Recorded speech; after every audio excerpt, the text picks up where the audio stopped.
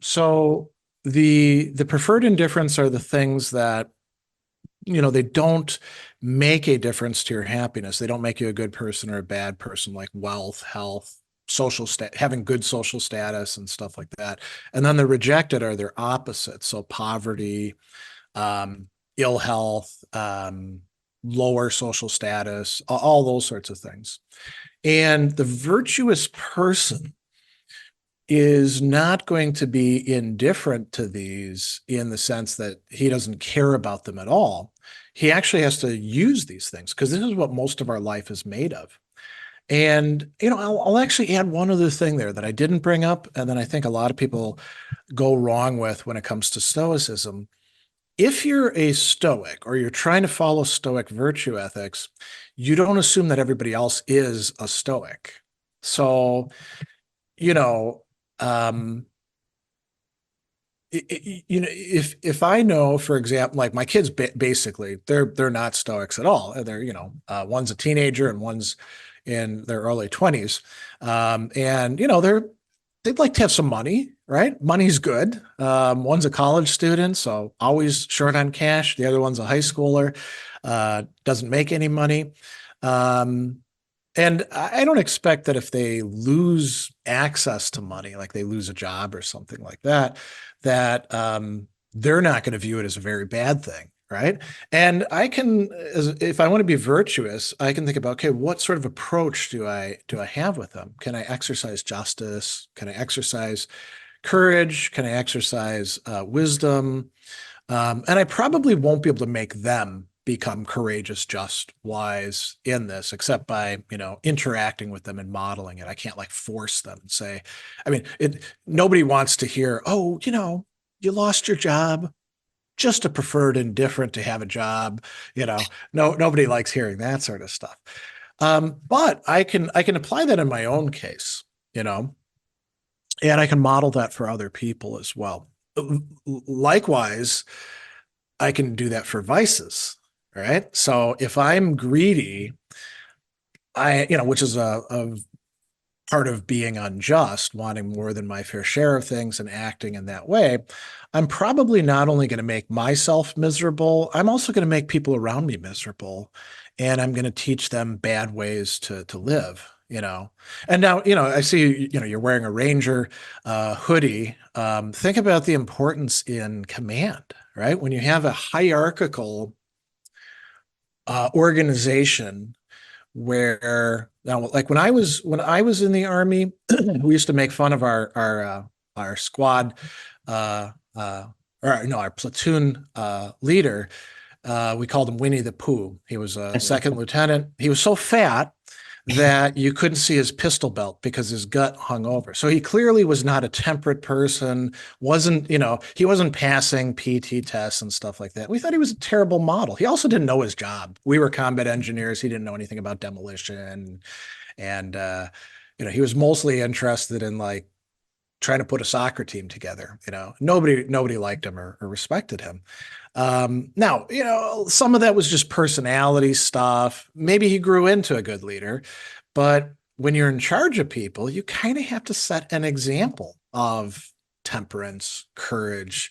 We had a lot of problems with people who were unjust. We had, and this is more than 30 years ago, so this has nothing to do with today's contemporary military. But we had a squad leader who, we were back in the Cold War. We were like, if things go south, man, none of us have your back because you don't have ours. That's a matter of justice, right? And now the things that the justice was concerned with were all indifference. Do we have to do extra duty? Are we being protected from other people making demands on our time? All of that is indifferent stuff from a Stoic perspective. But if you're just, you take care of your people. If you're just, you don't make your problems into everybody else's problems. So we can get, we've got the theory, right? And the theory is great, but it's when we apply it that we start to see the application in our own lives of all of those. Um, Emily says, thank you for sharing these anecdotal examples. Very helpful. Yeah, I think so. I'm going to say one other thing here before we look at the breakdown. I think it's really important to, with each of these things, try to think about how would I apply this in my circumstances, the things that I know about. If you're working in a Walmart, how would this play out in how you treat customers, how, whether or not you hide things in the back, um, how you deal with your bosses, all those sorts of matters. If you're, I don't know, making cakes, how do you deal with clients who are going to be kind of a picky pains in the butt? Um, do you cut corners on things? What if somebody wants you to put, terrible things on a cake as a jokey gift, and you're like, oh, I don't know if I want to write, you know, you're a real complete a-hole on a birthday cake for somebody, right? Now that's a silly example, but I think with every walk of life, we can come up with things where these would apply. Um, yes and no. The the one that's really the most tricky is that one about anger, right? Because the Aristotelians and the Stoics, they don't get along on that. So there won't be any virtue of good temper for the Well, wouldn't Stoics. could temperance be a part of that? I mean, the So that's self-control. that's the way it's often been done. But for the Stoics, no. So for the Aristotelians, right anger is getting angry at the right time for the right reason to the right degree. For the Stoics, there is no right time, right degree. So it's not going to fit under temperance. But it is interesting you bring that up because that's what it gets shoehorned under in later Thomistic stuff. And Thomas is kind of a mess when it comes to this stuff. He's trying to bring together all these rival traditions that don't play well with each other and somehow make them fit. And sometimes you're like, yeah, that actually works really good. And sometimes you're like, that one not so much. Now, the other things that Aristotle brings up, Aristotle has two virtues that are concerned with wealth and giving and taking, two that are concerned with social status, and I think those could be put under justice, right? Um, the ones that have to do with what he calls social life, so truthfulness about yourself, um, friendliness, which is not the same thing as friendship, and then good humor. I mean, it's hard to locate them perfectly under these because it almost feels like they have an element of courage to them.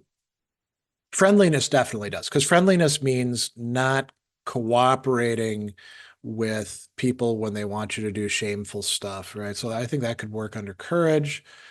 But they also have kind of an aspect of justice, right? Because they're about how do we get along with the others. Yeah. And in a way, so the truthfulness is not truthfulness per se, but it's truthfulness about yourself. That might actually fit a bit under wisdom because, actually knowing yourself and who you are. So that's an interesting idea. So I'm saying people in our intellectual culture think Aristotle's over here and the Stoics are over here. That's not that's actually the case. Aristotle does think that you don't have to have knowledge in order to be fully virtuous. You need prudence, but prudence isn't the same thing as episteme, which is knowledge. Prudence is phronesis. So there's that going on. And you can see other thinkers like that as well. Augustine and on Christian doctrine says, there's old ladies who are illiterate and they understand faith, hope, and charity better than learned theologians because they actually like live it out and practice it. And by learned theologians, he's including himself. So think of it less as like Aristotle is over here very rigidly and only hexis, only habit, and then Stoics are over here. It's a continuum. With Aristotle, if we're looking at the texts, there's definitely some cognitive aspects to it, but it is more about hexis or habitus. The Stoics aren't just about episteme. The habit stuff plays a role, but it is more cognitive than the Aristotelian treatment of the moral virtues. It's where like the thumbnail sketch stuff out there that people give you. That's where we get the Aristotelians are from Mars and Stoics are from Venus kind of silliness, right? Aristotelians are only habits. The Stoics are only knowledge. That isn't what they teach at all. Either one of them.